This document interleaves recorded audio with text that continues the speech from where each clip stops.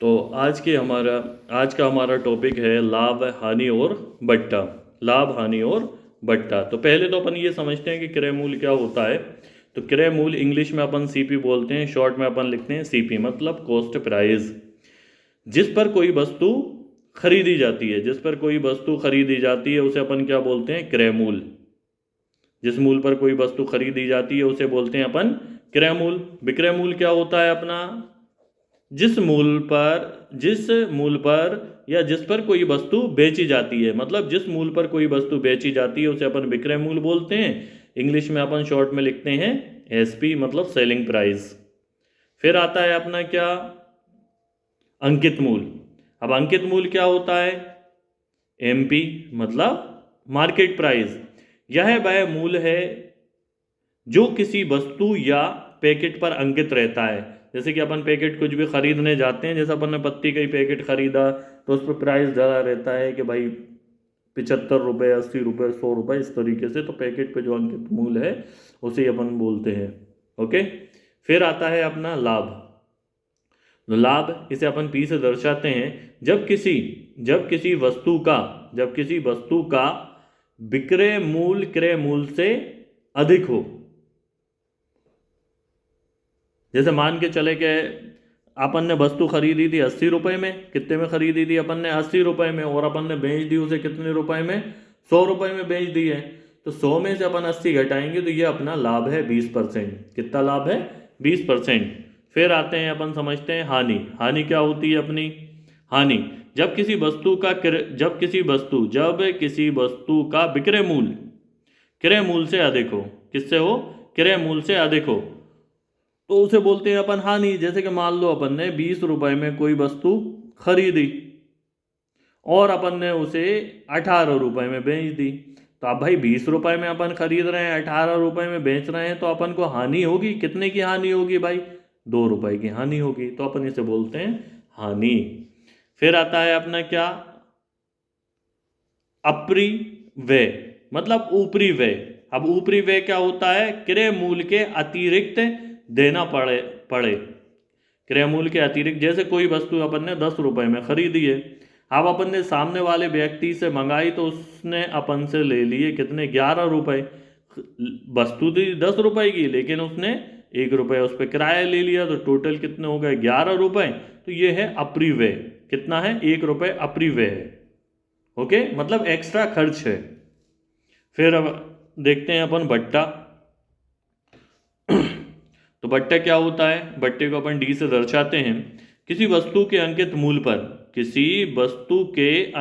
मूल्य पर जो छूट दी जाती है।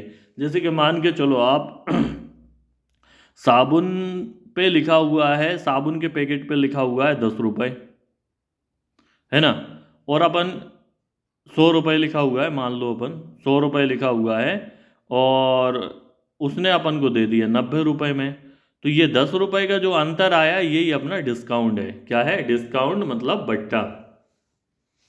फिर समझते हैं अपन, किसको समझते हैं अपन? क्रमिक बट्टे को। कि भाई क्रमिक बट्टा क्या होता है? जब किसी वस्तु के अंकित मूल्य पर R1% का बट्टा, फिर शेष जो राशि बची, शेष राशि पर फिर R2% का बट्टा दे दिया, और फिर शेष जो बचा उस पर भी उसने क्या करा? R3% का बट्टा। तो ये क्रमिक बट्टा कहलाता है। क्या कहलाता है? क्रमिक बट्टा कहलाता है। अब अपन इनसे संबंधित कर लेते हैं, सूत्र समझ लेते हैं। तो सूत्र है अपना क्रय मूल्य। क्या है? क्रय मूल्य बराबर विक्रय मूल्य माइनस लाभ। इंग्लिश में अपन शॉर्ट में से लिखते हैं सीपी बराबर एसपी माइनस पी। फिर क्रय मूल्य बराबर होता है विक्रय मूल्य प्लस हानि। क्रय मूल्य बराबर क्या होता है? विक्रय मूल्य प्लस हानि। लाभ बराबर होता है विक्रय मूल्य माइनस क्रय मूल्य। लाभ बराबर होता है विक्रय मूल्य माइनस क्रय मूल्य। और हानि बराबर होता है अपना हानि बराबर क्रय मूल्य माइनस विक्रय मूल्य। हानि बराबर क्या होता है? क्रय मूल्य माइनस विक्रय मूल्य। लाभ, प्रतिशत लाभ, या लाभ परसेंट बोल दो, या प्रतिशत लाभ। तो इसका सूत्र होता है लाभ बटे क्रय मूल्य गुणित 100। और हानि की बात करें तो हानि परसेंट बराबर होता है हानि बटे क्रय मूल्य गुणित 100। फिर अपन एग्जाम्पल लिए लेते हैं, इससे संबंधित सरल से एग्जाम्पल लिए लेते हैं अपन।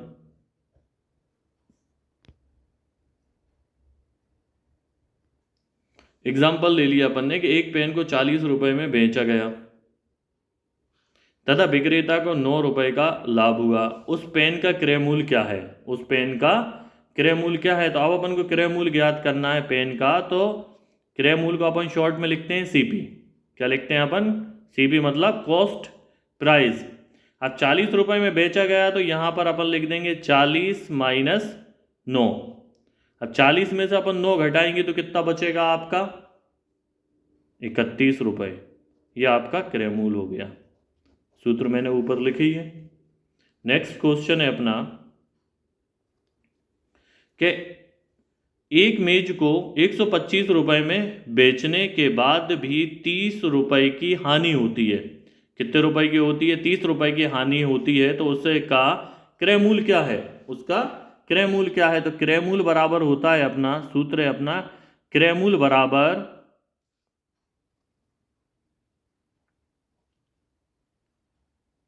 क्रय मूल्य बराबर विक्रय मूल्य प्लस हानि बराबर।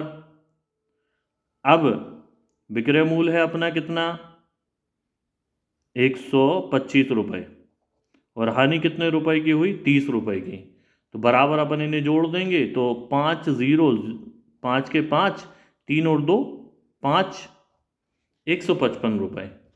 कितना हो जाएगा? 155 रुपए हो जाएगा अपना क्रय मूल्य।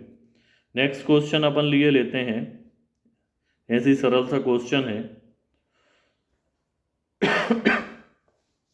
कि एक रेडियो को 500 रुपए में खरीदा। कितने रुपए में खरीदा? 500 रुपए में खरीदा और उसे 650 रुपए में बेच दिया गया। उसका क्रय मूल्य क्या है? उसका क्रय मूल्य क्या है?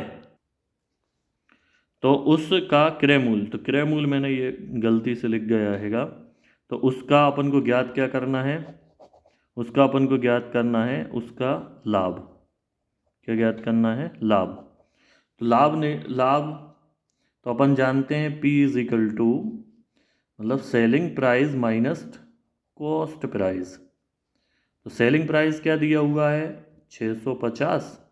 650 में से अपन घटा देंगे खरीद मूल्य 500 रुपये, तो बचेगा कितना? 150 रुपये। तो 150 रुपये ये अपना लाभ हो गया, ये अपना आंसर। इसी तरीके से नेक्स्ट क्वेश्चन देखे लेते हैं अपन। नेक्स्ट क्वेश्चन में दिया हुआ है, क्या दिया हुआ है कि एक कैलकुलेटर को 200 रुपये में खरीदा। अब 200 रुपये में खरीदा और उसे 160 रुपये में बेच दिया गया, तो विक्रेता को कितने रुपए की हानि हुई? तो इसमें सीधी कहानी यह है कि अपना सूत्र क्या बन रहेगा? लॉस। अब खरीदा कितने का था? इसमें अपन निकालेंगे cost price minus selling price बराबर। अब कॉस्ट प्राइस मतलब खरीद मूल्य 200 रुपये और बेचा अपन ने 160 रुपये में। अब 200 में से 160 घटाएंगे तो कितने बचेंगे? 40 रुपये। तो 40 रुपये की हानि होगी, सीधी कहानी है। नेक्स्ट क्वेश्चन है अपना, जब 12 वस्तुओं का क्रय मूल्य 16 वस्तुओं के विक्रय मूल्य के बराबर है तो प्रतिशत हानि क्या है? प्रतिशत हानि क्या है? तो इसे भी अपन सरल तरीके से करेंगे। इसमें अपन को हानि ज्ञात करना है। तो हानि प्रतिशत इज इक्वल टू, अब 12 वस्तुओं का क्रय मूल्य 16 वस्तुओं के विक्रय मूल्य के बराबर है। तो अपन इसमें 16 माइनस कर देंगे अपन 12 और बटे में 16 और गुणित कर देंगे अपन 100। फिर 16 में से अपन घटाएंगे 12 तो बचेंगे 4 और बटे में 16 और गुणित कर देंगे अपन 100। उसके बाद फिर 4 एकम 4 और 4 चौको 16 और 4 से अपन 100 में भाग देंगे तो वही 25 बार जाएगा। तो हानि इसे कितने की होगी? 25% की। कितने की हानि होगी इसे? 25% की। नेक्स्ट क्वेश्चन है फिर अपना, नेक्स्ट क्वेश्चन है अपना कि जब 25 वस्तुओं का क्रय मूल्य 20 वस्तुओं के विक्रय मूल्य के बराबर हो तो प्रतिशत लाभ। अब इसमें अपन को प्रॉफिट परसेंट ज्ञात करना है। तो इज इक्वल टू, कितनी वस्तुएं दी हुई हैं? 25। तो 25 में से अपन 25 से ये घट के कितनी हो रही हैं? 20 हो रही हैं। 25 से घट के 20 हो रही हैं, है ना। तो बटे में भी 20 कर देंगे और गुणित कर देंगे अपन 100। 25 में से 20 घटाएंगे तो बचेंगे कितने अपने, 25 में से 20 घटाए तो बचे अपने 5 और बटे में लिख दिए अपन ने कितने 20 और गुणित 100। 20 एकम 20 और 20 पंजे 100 और 5 का 5 में गुणा करेंगे तो ये हो जाएगा 25% प्रॉफिट। कितना हो जाएगा 25% प्रॉफिट। नेक्स्ट क्वेश्चन अपन लिए लेते हैं कि ए ने 10% लाभ पर एक बकरी को बी को दिया, जिसने 5% हानि पर सी को दिया, तथा सी ने 20% लाभ पर डी को बेच दिया। यदि डी ने यह बकरी 12,540 रुपये में खरीदा तो ए ने उसे कितने में खरीदा था। किसने, ए ने उसे कितने में खरीदा था। तो ये भी सिंपल क्वेश्चन है, दिख रहा है बड़ा लेकिन बहुत सरल क्वेश्चन है। अपन इसे सरल तरीके से ही करते हैं। ये डाला अपन ने हल। अब अपन को ए का क्रय मूल्य ज्ञात करना है। किसका ज्ञात करना है अपन को, ए का क्रय मूल्य ज्ञात करना है। तो अपन लिखेंगे कितने, पहले लिखेंगे अपन ऊपर 100 और बटे में, अब उसने शुरू वाले ए ने कितने में बेचा था, ए ने 10% लाभ पर बेचा था तो अपन लिख देंगे 100 प्लस 10, 100 प्लस लिख देंगे अपन 10, फिर इंटू लगाएंगे, फिर लिखेंगे अपन 100। फिर क्या करा, बी को दिया और बी ने 5% हानि पर, तो यहाँ पर अपन क्या करेंगे 100 में से 5 माइनस कर देंगे, फिर इंटू लगाएंगे, फिर लिखेंगे अपन 100। सी ने क्या करा था भाई, सी ने 20% लाभ लिया था तो यहाँ पर अपन कर देंगे 100 प्लस 20, और डी ने उसे कितने में खरीदा था 12,540 रुपये में, तो यहाँ पे लिख देंगे 12,540 रुपये। फिर अपन इसे सरल कर लेंगे, बराबर 100 में अपन ने जोड़े 10 तो ये हो गए आपके 110 इंटू फिर 100 में से अपन ने 5 घटाए तो हो गए 95 गुणित, फिर लिख देंगे अपन 100 में 20 जोड़े तो हो गए 120 और गुणित कर देंगे अपन 12,540 कर देंगे। फिर अपन सरल करेंगे इसे, कितने से सरल कर लें 0 से 0 कैंसिल कर दी अपन ने, 0 से 0 कैंसिल कर दी और ये 0 से ये 0 कैंसिल कर दी, 11 से 11 एकम 11, 11 से अपन ने इसमें ट्राई करा तो 11 एकम 11, 12 में से 11 क्या बचा 1 हो गए 15, तो 11 एकम 11, 15 में से 11 क्या बचे 4 हो गए 44, तो 11 चौको 44, ये कैंसिल कर दिया अपन ने। फिर अपन ने इसे 19 पंजे 95 और 19 पंजे 95, 19 छिक्का 114 है ना, 19 छिक्का 114। अब फिर 6 एकम 6 और 6 दूनी 12, फिर 2 एकम 2 से अपन ने इसे कैंसिल कर दिया, 2 पंजे 10, फिर 5 से ये 5 कैंसिल कर दिए। अब ऊपर अपना कितना बचा 100 गुणित 100 बचा है तो बराबर कितना हो गया ये 10,000। तो उसने कितने में खरीदा था, ए ने उसे 10,000 रुपये में खरीदा था। कितने में खरीदा था, ए ने 10,000 रुपये में वो बकरी खरीदी थी। ठीक, इसी तरीके का एक क्वेश्चन हो, क्वेश्चन है अपना कि रमन ने ए के घड़ी 12% हानि पर ब्रजेश को बेच दिया, जो उसे 10% लाभ पर माधुरी को बेच दिया। वह 15% हानि पर उसे घड़ी को जयंती को बेच दी। यदि जयंती ने उसे 822.80 पैसे में खरीदी तो रमन ने उसे कितने में खरीदा था, तो रमन का अपन को खरीद मूल्य ज्ञात करना है, मतलब क्रय मूल्य।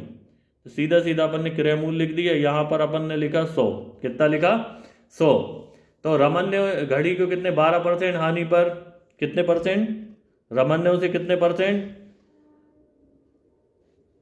12%, कितने परसेंट रमन ने उसे कितने परसेंट 12%। तो यहाँ पर अपन लिख देंगे 100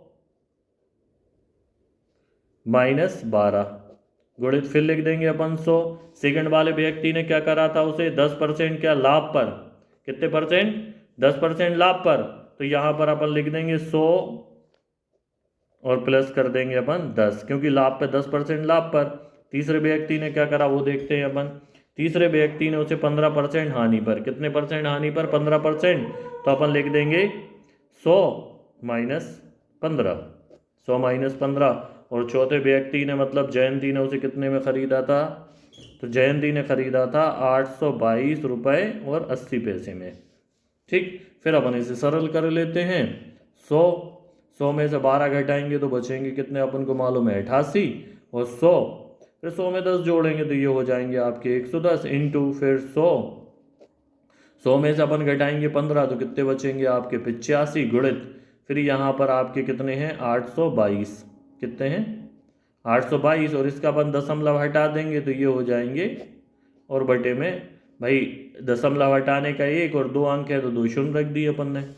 ठीक, फिर अपन इसे सरल करते हैं, कितने के पहाड़े से कर लें अपन इसे, फिर अपन इसे सरल कर लेते हैं। तो पहले अपन ने करा कितने से, ये 0 से तो 0 अपन ने ये कैंसिल कर दी, ये 100 से अपन ने ये 100 कैंसिल कर दिए।